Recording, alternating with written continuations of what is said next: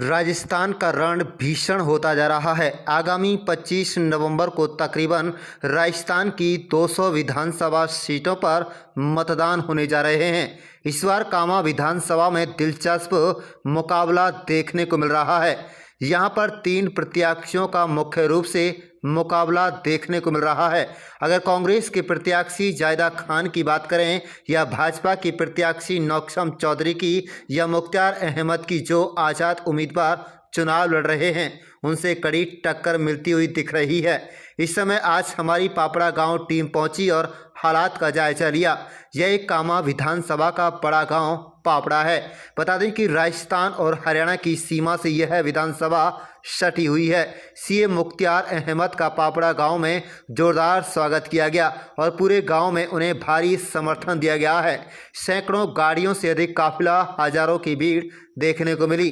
बता दें कि इस बार कामा विधानसभा में मुख्तार अहमद यहां कड़ा मुकाबला दे रहे हैं। मुख्तार अहमद पहले कांग्रेस से टिकट मांग रहे थे, लेकिन कांग्रेस ने उन्हें चुनावी मैदान में नहीं उतारा, तो उन्होंने आज़ाद उम्मीदवार के तौर पर चुनाव लड़ने का फैसला किया। मुख्तार अहमद को जनता का अपार जन समर्थन मिल रहा है। जहां जहां उनका काफिला जाता है, महिलाएं, बुजुर्ग, बच्चे, नौजवान, सभी में मुख्तार अहमद के प्रति उत्साह दिखाई दे रहा है। जैसे ही आज मुख्तार अहमद का पापड़ा गांव में काफिला पहुंचा, तो वहां बुलडोजरों के माध्यम से फूलों की वर्षा की गई और आज पापड़ा गांव में मुख्तार अहमद के भाषणों को बारीकी से सुना गया और विरोधियों पर प्रहार करते हुए नजर आए।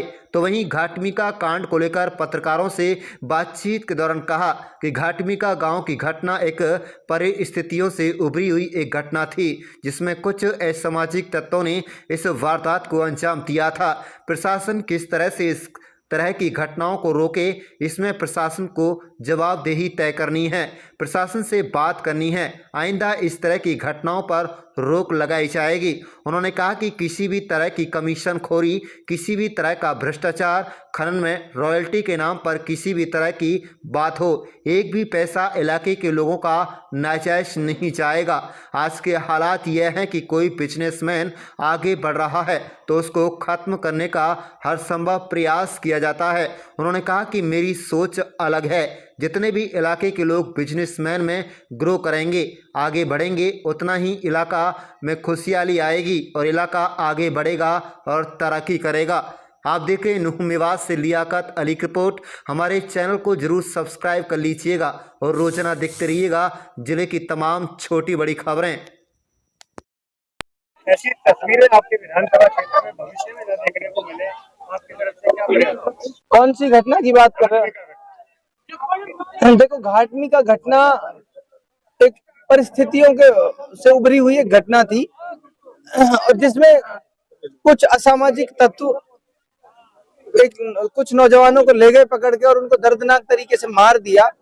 तो इसमें सब प्रशासन का काम है। प्रशासन कैसे इन घटनाओं को रोके, उसके लिए प्रशासन की जवाबदेही तय करनी है। प्रशासन के साथ बात करनी है कि आइंदा प्रशासन इन चीजों पर रोक लगाए। कोई आदमी हरियाणा की सीमा से कैसे राजस्थान में घुसकर एक नौजवान को अपहरण करके ले जाता है और ले जाकर उसको दर्दनाक तरीके से मारता है, तो इस तरह की घटनाओं पर नकेल कसी जाए। इसके लिए प्रशासन को मजबूती से उनके ऊपर शिकंजा कसा जाएगा, प्रशासन की जवाबदेही तय करी जाएगी। आपके भाषणों में साफ दिखा कि विकास कहीं नाम की चीज नहीं है, पुलिस की लूट है, कहीं रॉयल्टी के नाम पर लूट है। आपको अगर इलाके की जनता विधायक चुनती है तो आपके क्या प्रयास? मैंने पहले ही कहा और मैं पहले दिन से कह रहा हूँ, किसी भी तरह की कमीशन खोरी, किसी भी तरह का भ्रष्टाचार, किसी भी तरह की लूट, जो चाहे तो वो बारूद की पेटी के नाम पे हो रही हो, चाहे तो वो खनन में रॉयल्टी के नाम पे हो रही हो, चाहे वो ट्रक यूनियन से हो रही हो, मैंने मंच से भी वादा किया है। मैं खुद को भी अकाउंटेबल समझता हूँ, मैं खुद की भी जवाबदेही समझता हूँ। एक पैसा इलाके के आदमियों से नाजायज नहीं जाएगा। उसकी मेरी जिम्मेदारी रहेगी एक एक पैसे की इलाके के लोगों की हिफाजत करना, इलाके के बिजनेसमैनों को एक पॉजिटिव माहौल, एक सकारात्मक माहौल उपलब्ध कराना, जिसमें वो अपने बिजनेस को आसानी से आगे बढ़ा सकें। मौजूदा हालात ये हैं कि कोई बिजनेसमैन अगर हमारे नेता को लगता है कि आगे बढ़ रहा है, तो उसको खत्म करने का हर संभव प्रयास किया जाता है। वो इसलिए किया जाता है, उनको डर लगता है, उनके अंदर इनसिक्योरिटी है कि कहीं ये बिजनेसमैन अच्छा पैसा कमाकर हमारे खिलाफ चुनाव न लड़ ले।